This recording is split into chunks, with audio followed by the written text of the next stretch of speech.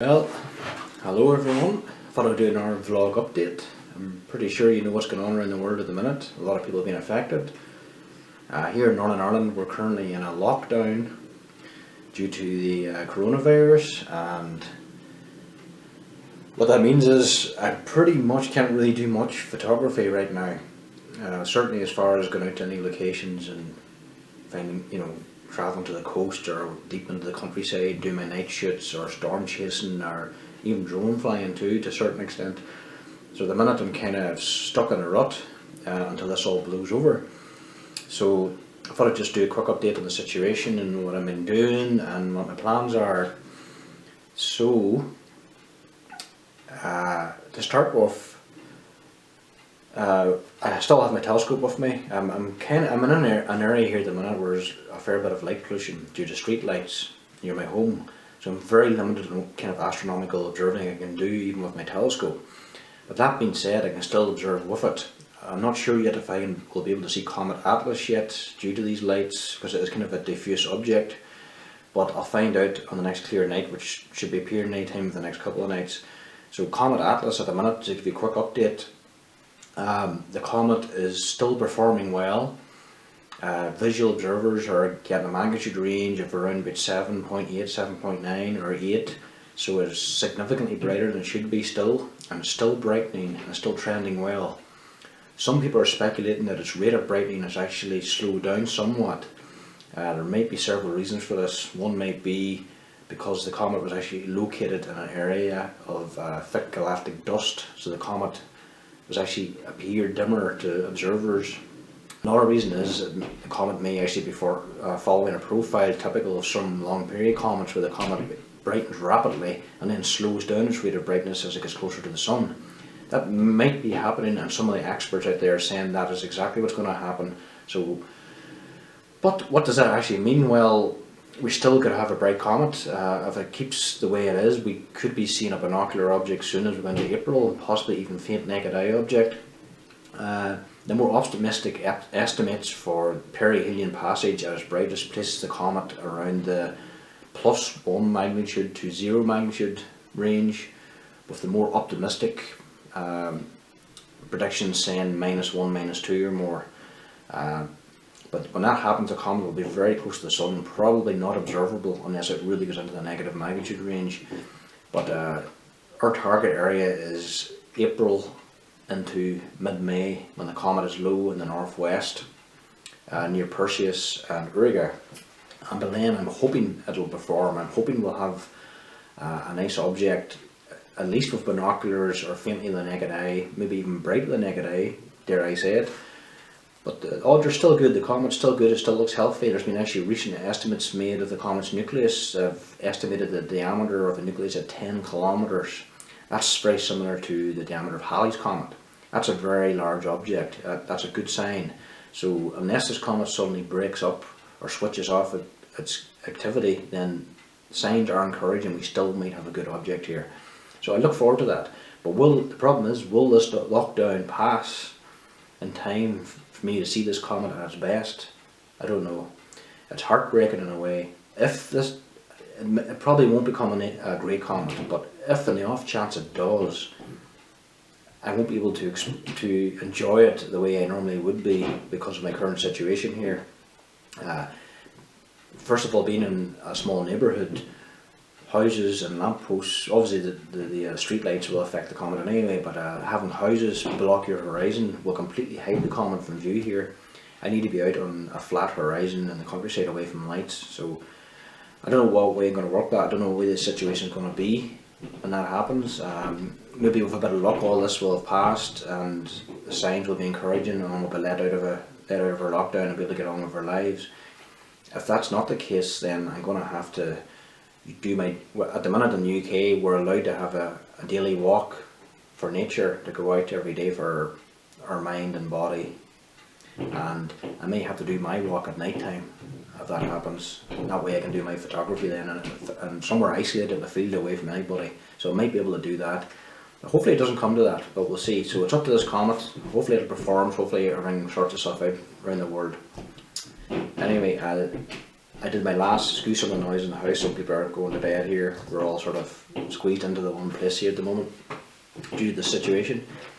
But my last photo shoot, I've been out 3 days last week, and thank goodness I did too. I had an instinct, the way the situation was going, about a possible lockdown happening, and even though at the time I was doing my photography there wasn't a lockdown, social distancing was in effect, and many people feared a lockdown was coming, and deep down I knew it was coming too. So I felt a strong urge to take advantage of a range of good clear nights and just get out there and do photography, and I did, and I'm so glad I did. I spent 3 nights out on some of the best clear skies this year, documenting the zodiacal light and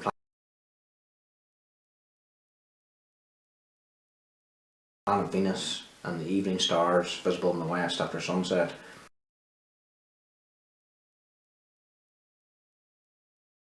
I spent 2 evenings at Begmore Stone Circles and 1 long night at Ballantoy Harbour.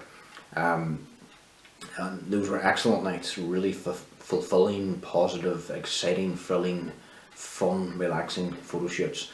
I did the first night on my own at Begmore, and I met several people there. People were actually coming out of their houses to get fresh air and enjoy the stars and get away from the craziness of the world at the minute. I had my 8-inch telescope with me, the Meade 8-inch LX10 Schmidt Cassegrain, which you've seen many times on my social media page.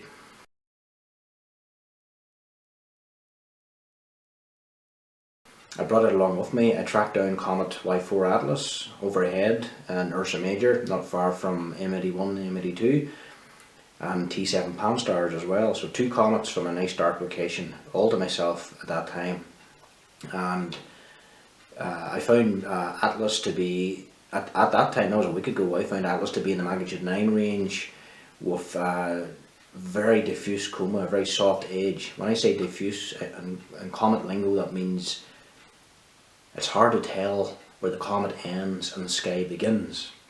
That transition across the coma, that transition from the central condensation, if there even is one, through the coma into the background sky, that can be very tenuous, very soft and very ill-defined in some comets, and this comet has that at the minute. This softness, or this condensation, this degree of condensation, is called DC, degree of condensation, and it goes from a scale from 0 to 9, with 0 being completely diffuse and 9 being condensed almost like a planetary disk. I rated Atlas at DC 3, so it is still quite diffuse around the edges, and I did notice a brightening towards the centre. CCD images on the other hand are showing a lot more detail. They're showing a very vivid green coma, they're showing a straight gas tail, and now recently a dust tail has formed, which again is a good sign.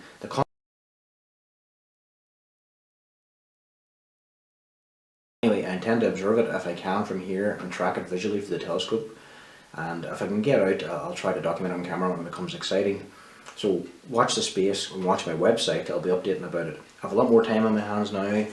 I never really did much vlogs before and get to talk about things. I usually am a kind of person who just gets out there. I like to go out, I like to shoot, I like to enjoy what I do, and I get really into it and passionate about it. It becomes an adventure. I love it. Like, I back home, I edit my images, I edit my video, put them up, I document them on my logbook, and then I do the next thing. Back out in the next shoot, so I'd seldom have time for vlogs. Hopefully after midnight here, people are going to bed in the house, and it's been a long day, but it's day one of the lockdown. It's really difficult for me. I'm very spontaneous. I like to have the ability to leave in my vehicle and drive out anytime during the day, anytime during the night, and get on location and document the sky and do photo shoots, drone filming. You know, I'm very active in that department, and I like that flexibility to be able to just go at a drop of a hat and get things done and make a night out of it. But because of these restrictions, I'm really stuck. I can't really do proper photography now, or filming, or drone filming, or even proper observing with the telescope due to the lights. So I'm really restricted. I find it very difficult for me. It really is hard. It's something I've been dreading. I've seen it coming, and for me it was the worst case scenario in my personal life, and that's what's happened. I'm now living it. But what can you do? Don't have a choice in these matters. It's for the greater good, so we just have to put up with it, stick it out, and hopefully it doesn't last too long. but I have ways of dealing with the whole situation. I'm a very positive person. I'm a very active person. I'm great at spending time alone. I always keep myself busy. I'm never bored. So what this video blog is about is just pretty much talking about what my plans are. First of all, foremost, I'm working on my website at the minute. For those who don't know, my website is www.nightskyhunter.com.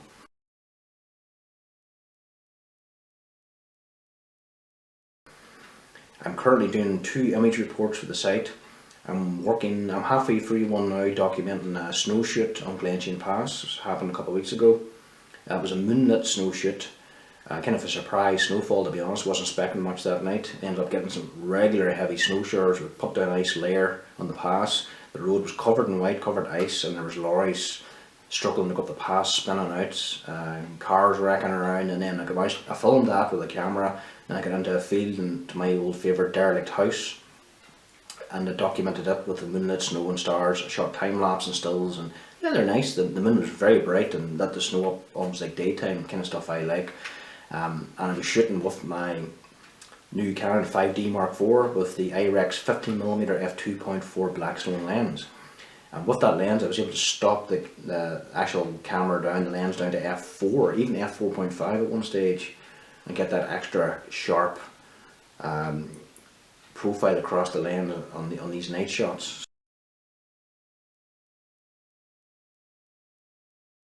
So that was a good shoot. There only is a few images in it, but you'll see it appear on my website soon if you keep an eye out for it.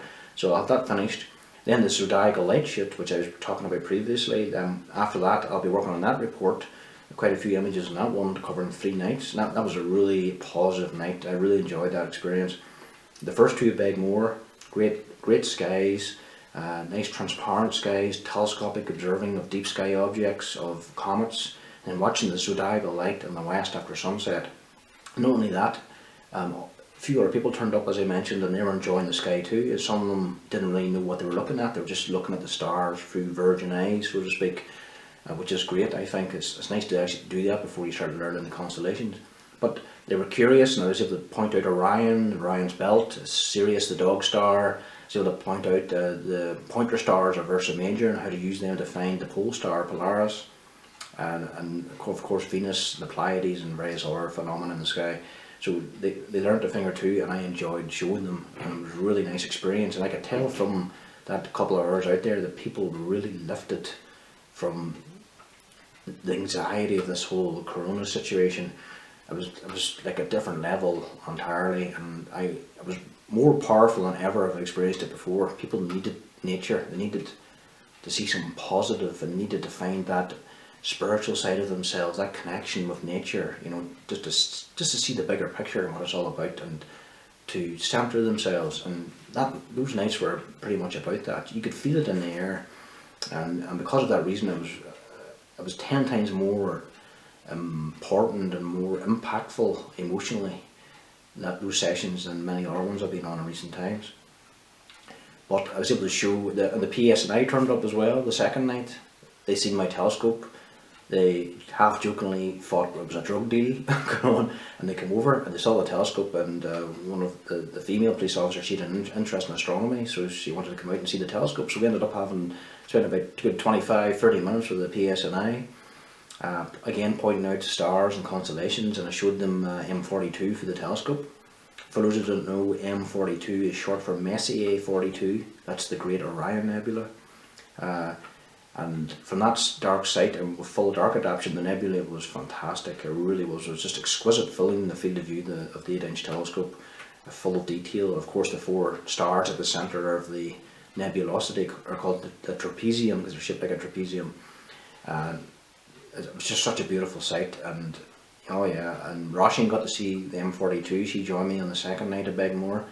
She needed her nature fix just as much as I did. She seen the Orion Nebula, and I showed her Comet Atlas. She was very excited to see the comet, not because the comet looks exciting at the minute. And for those out there who are wondering about what all this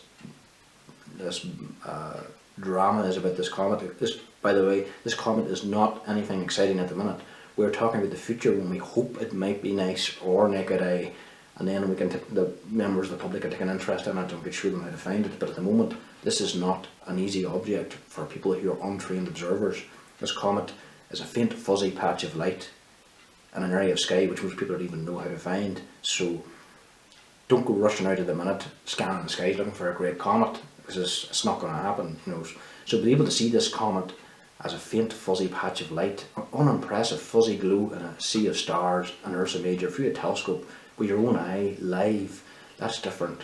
Russian got to see that. She understood the future prospects of this comet, and she knows from years of listening to me going on about great comets and my memories from them and books I've read, she knows how amazing these objects come. So when you see this object, when you see this fuzzy patch of light, it's astounding to think that people have discovered comets that look that difficult to see, even fainter than that. It's amazing how a human can find one of those in the sky, and how something so insignificant, so fuzzy, just unimpressive, how that tiny little thing can actually grow into a great comet, so wondrous and spectacular that it can change the world. It's a thrilling sight, and in the past these objects are so powerful, so frightening to some, that in the past people actually committed suicide and people were saying daily prayers, and the king's futures were were begun and ended. People were literally beheaded over comets in the past, or burnt at the stake. So these are powerful objects, and to think something so powerful can come from a little patch of light is just amazing. So when Roisin looked at that, she understood what that little patch of light is capable of doing at a future point if it continues to be a major object. So that was interesting for her to see. And as for myself, the zodiacal light, I shot a time lapse, I shot still pictures. The zodiacal light is beautiful this time of year. This is actually the best time of year to see it in the evening sky. Springtime. Springtime is good because the zodiacal light is visible as a cone or wedge of light coming up from the west after sunset, after twilight. You'll see it as a cone of light, like an enhancement to the background sky. Not quite as bright as the Milky Way, slightly fainter, but it's distinctive. Once you see it and know what you're looking for, it's easy to see. As long as you have a dark sky, that's important. You have to be away from lights. But it looks like a wedge of light coming up from the horizon at a slant, like a cone, like this. And it's at a slant because the line follows the ecliptic plane. The ecliptic plane is the path the sun and the moon and the planets take across the sky. It's that plane of our solar system projected onto the sky, onto the stars, as seen from our viewing point on Earth.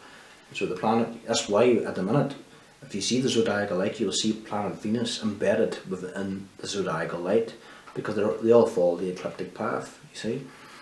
And so this is why it's so spectacular at the minute. The zodiacal light is there, the ecliptic angle is steep at this time of year. In springtime it's a steep angle towards the horizon, so the zodiacal light is more prominent in the sky, and Venus is in the middle of it. And beyond the tip of the zodiacal light pyramid is Pleiades, the Seven Sisters. So it's a beautiful time now to be looking at the evening sky. And if you are housebound or stuck to your garden or your walk and you can't get out, and if you have a dark sky, you're not troubled too much with light pollution, have a look to the west and see if you can spot it. It's a fun thing to do. Not a lot of people can actually say they've seen the zodiacal light. It's not a common thing. A lot of people don't even know what it is or even heard of it before, and even some experienced observers or astronomers have never seen it.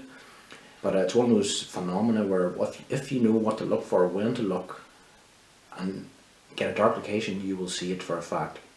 So try yourself. Go on. After seeing this video, if you go onto my social media page, my Facebook page, Night Sky Hunter, or my Twitter page, Martin McKenna, or wait till my website's updated, you will see the pictures on there and you'll know what I'm talking about. So that report's on its way. On the last night, I should mention, we went to Ballantoy Harbour. This is before the lockdown happened. Roisin and I went there. I met up with photographer John Fagan. He came up from Dungannon, and later on Paul Martin and his partner Tracy arrived. So we ended up, a group of us, first time in a long time, all of us got to meet up together to do photography. And by the way, when I say together, we're not close together. We're social distancing. We keep our distance, and we're out in the middle of nowhere. Not an issue. And we had such a good night shooting the zodiacal light again with Venus. We walked the whole way around to the stacks, the old 50 million year old stacks around the west side of Ballantoy. It was treacherous going because after all the heavy rain we had recently, it was covered in mud and stones and gravel. It was tough for Roisin to walk through. but she did it. She was I was proud of her to put up with all that to get around to the location we wanted to be, and it was worth it. She loved it too. The sky was amazing. I had 2 cameras set up, shot 2 time lapses, shot plenty of stills. John did the same. Those are coming. You already on my YouTube channel, you'll see the time lapse from there already.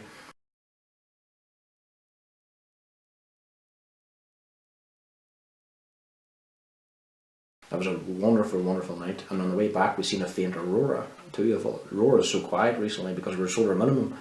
But yeah, we picked up a faint aurora. I actually seen it with the naked eye at one stage, and to be honest, I didn't trust my instincts. It's been that long. I seen an enhancement to the sky on a possible pillar, and I thought to myself, that looks like an aurora. But I doubted myself because it was so faint. You know, I thought maybe it was enhancement to the twilight glow, maybe it's some distant lights in Rathlin Island or something like that. But it turned out I was right. The camera picked it up. You can see the purple and green glow on some of the images. So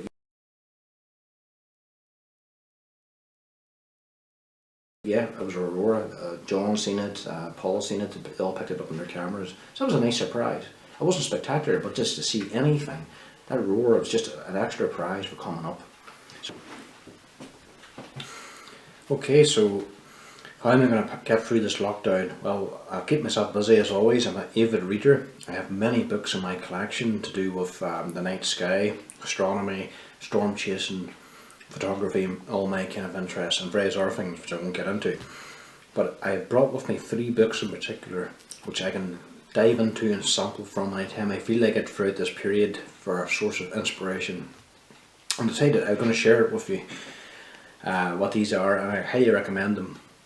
So if you're a real observer of the night sky, or you want to hone your skills, or you want to begin, you want to find a passion, these are the books I recommend. This is for an experienced observer.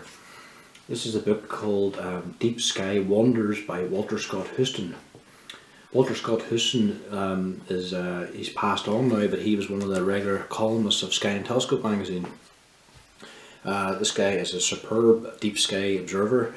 And this book lists a range of objects to observe in the night sky, from the more famous objects like Andromeda Galaxy and Orion Nebula, down to very, very lesser, heard of objects. And what stands out about him to me is not just the kind of objects he talks about. It's to do with his quirky style. He's a character, he's a quirky person, he's a certain way of communicating which is different from everyone else. He's one of the old school observers, and that's very clear to see when you read this book. Definitely a very unique kind of guy. To me, what impresses me most of all was his ability to break barriers and push things to the limit, be able to push telescopic observations and push the naked eye to the limit. He hones your skills, he teaches you to find things, to look at structure within the Milky Way, to be able to see the Horsehead Nebula in Orion, and things like that, just using the naked eye and the telescope without filters and astrophotography. Excuse me. This is what it's all about. This is about honing your observing skills and seeing things you never thought possible. You're seeing objects in the sky you didn't even think you could see. So, famous guy, brilliant observer, highly recommended. Walter Scott Houston. Now on to my favourite person of all time. This one person has influenced my life to such a massive degree, and still does to this day. This book I'm going to show you right now. When I got my interest in astronomy, I started looking at the stars. I didn't know what I was looking at. I wanted to understand more about the constellations, how to identify them, how to figure out the constellation shapes and name the stars, and get to know what's in between the stars, what's in the background. How do I see these things with my eyes through binoculars and telescopes? Went down to the library in Macará, my hometown, looking for a source of inspiration. There were a few books in the shelf, but 2 of them were just your typical tabletop books showing pictures of Mars via the Hubble Space Telescope or some observatory on a mountain, which didn't really interest me. I want to see the sky, I want to see it with my own eyes personally, what I can get. So I found this other book and I picked it up. I didn't know who this guy was at the time. I took it home with me and I began reading it, and I loved it. I love this guy's style, I love his mindset. He's inspirational beyond belief. It was this book here, David Hitch Levy's Guide to the Night Sky. I probably have most of David Levy's books in my collection at the moment, but it was this one time, this book was my first discovery of David Levy. This is a new edition of the book which I bought years ago, but the original book that was in the library at the time was a smaller hardback version. But this book takes you through everything to see in the night sky, from observing sunspots in the sun to observing the planets, dust storms and the polar caps of Mars, the belts of planet Jupiter, the movement of the Galilean satellites, the rings of Saturn, spotting Neptune, and takes you into deep sky objects, even variable star observing.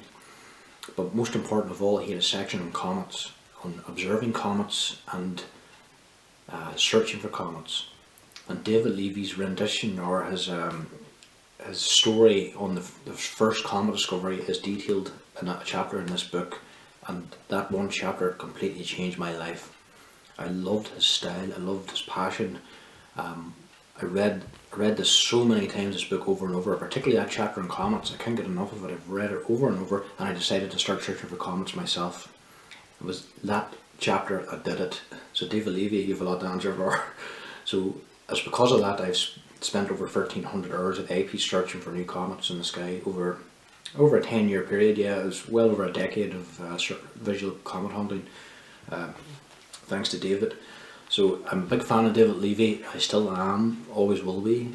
He's an amazing guy. He stands out from all the rest. In my opinion, this guy, David Levy, is the elite. He is the real deal. He's the kind of guy is not going to be around anymore. There's nobody else like him. This caliber of observer, the standards are just way above anything I've ever heard of before. Not just his vast knowledge of the sky, the encyclopedic knowledge of what you can see in the skies in his head, but his passion is so powerful. He literally loves the night sky. He loves the stars. He loves comets. He loves deep sky objects. They're like friends to him.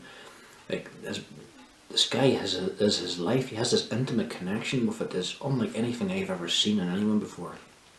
There are people nowadays who like to call themselves observers, or consider themselves observers, or talk a lot of fake talk, but it's this kind of person here is the real deal. And I cannot say enough good word about David Levy and people of his caliber. So this book got me started on comets. There's a picture in the back of David Levy. I don't know if I'll show it, with his Meade Schmidt camera back then. He's mainly a visual. He's an astrophotographer too, but he's mainly a visual observer. This section on comets, the chapter here, comets, clouds, and variable stars. Highly recommend it. Loved it. So David H. Levy, always worth going back to for inspiration. There's no one else like him. Plain simple, amazing guy. The same guy, David Levy, through his book I learnt of this other guy called Leslie Peltier many years ago, and I had to buy this book. I bought this from Sky and Telescope magazine at the time. Starlight Nights by Leslie Peltier. This guy is another genius, a real observer. It's a beautiful book, the way he writes it. It tells the story pretty much of his life and how he became inspired by the stars and to look up and use telescopes.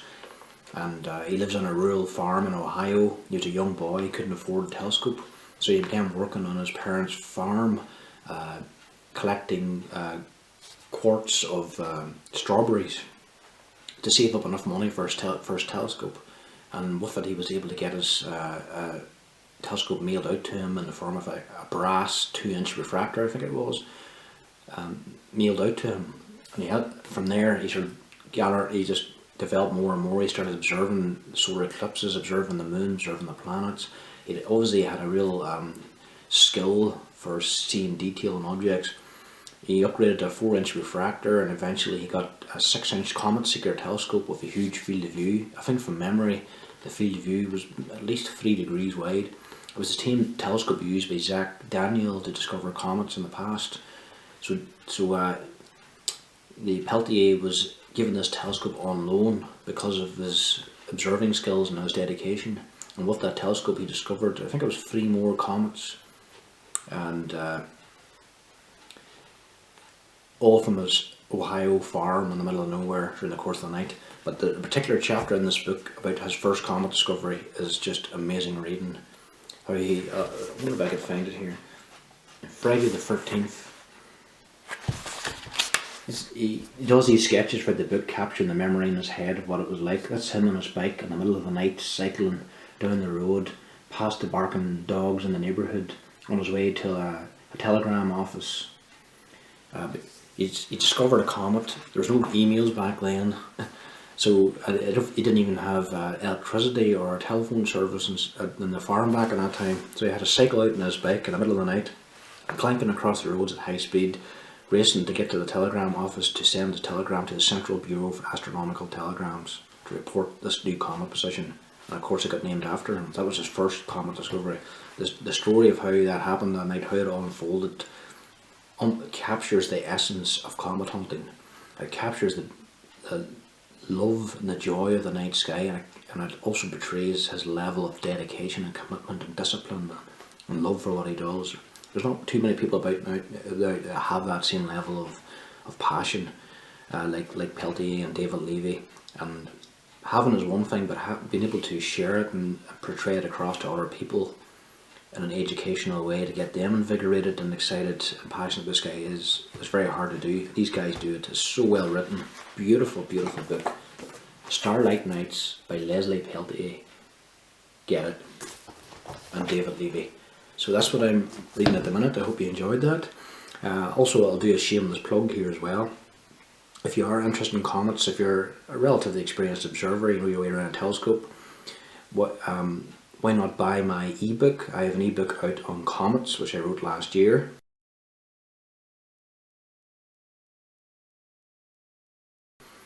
It's available on my website, nightskyhunter.com. I normally have it for, I think it was $4.99 or $5.99, but I'm going to drop it down in price to £3, which I think is a great deal because it's quite extensive.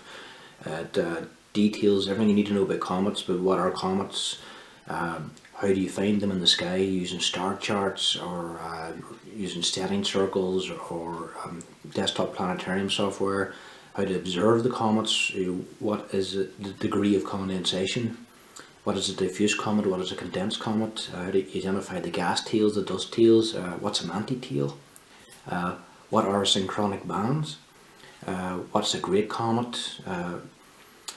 It tells you explains how to make a magnitude estimate of a comet, how to measure the diameter of a coma of a comet, how long its tail is, the position angle of the tail or tails, and it also details many observations from my logbooks of comets I observed from years ago, literally directly from my logbook, word for word, an attempt to try to capture the mindset of a comet observer while at the same time capturing the essence of that passion of being out there with a telescope. This is a visual observer book. That's all it is. It's not geared toward astrophotography. It's not geared towards... This is a visual observer's book. This is not geared towards an 8-year-old child who got his first telescope or anything like that, or someone who doesn't know anything about the sky who just suddenly goes, oh, I want to learn about comets. It's not really like that. It's for someone who already is pretty much familiar with the sky, who wants to take it to the next level and use binoculars or a telescope to track down, hunt, find and observe comets and sketch them. I have a section on sketching comets. Like, who does that nowadays? Very few people. I have sample sketches on there from my own logbooks from back in the day and some tips on how to sketch comets. It's all pretty straightforward stuff, but there's a lot of material on there. It took me a long time to write. And I decided it's the only ebook I've wrote so far, and I feel it has great value for someone who wants to really get into the detail of things. And now's a good time if you've a lot of time in your hands sitting in the house and you want to learn, read an ebook. It's available on a PDF document. Just all you have to do is send me an email, and the £3 through PayPal. That's it. I'll send it to you. The end chapter on it details a different comet which was visible at the time when I wrote the book. The comet is now gone. I might update it about Comet Atlas. If the comet continues to show any promise of becoming prominent, I'll change the ending of the book to tailor Comet Atlas. But for the most part, all the rest of the book is everything you need to know about comets and observing them. So if you want to help me out, go ahead, buy it. I'm happy to send it to you. So thanks very much everyone for watching. This will have to do for now. It's turned out to be quite a long vlog on day 1 of the lockdown. I'm going to go back to my books, going to be editing my website now after this. It's nearly 1 o'clock in the morning, and I'll see what happens on day 2. So stay safe everyone, and keep looking up.